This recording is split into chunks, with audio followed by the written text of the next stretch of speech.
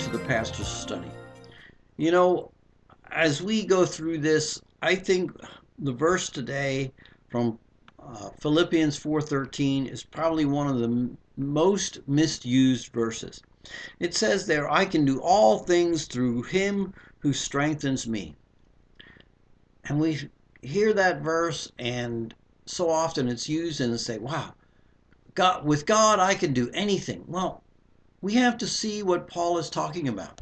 Paul has just finished a series of statements that he says to the Philippians. He says, that I have learned to be content. I've learned to be content if I have a little bit of money, a little bit of resources, or if I'm living in prosperity.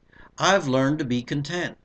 I've learned the secret of being filled and going hungry. Being content in both of those things. Having that abundance or suffering need. He makes all of those statements before he says, I can do all things.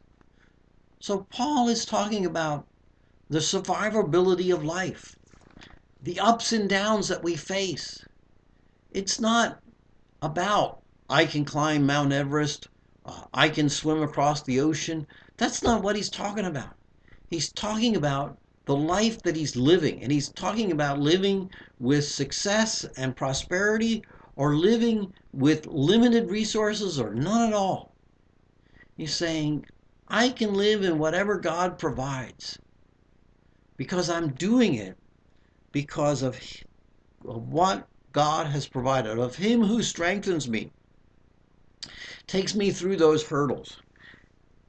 He started that statement out by saying that the Philippians have been a great help and that now they have a revived opportunity for helping.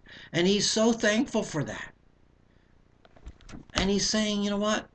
Despite the fact that you now have a new opportunity to provide, I live with what God provides for me. I've learned to trust God.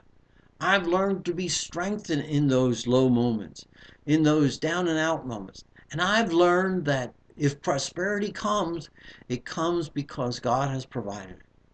And I don't let it get to me. I don't let it blow me out of proportion and let me get some crazy thinking in my head, thinking somehow that I'm now widely successful and I'm deserving of what I have.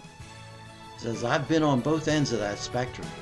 And I am thankful that God gives me strength on both ends, because prosperity can be just as dangerous as not having it at all.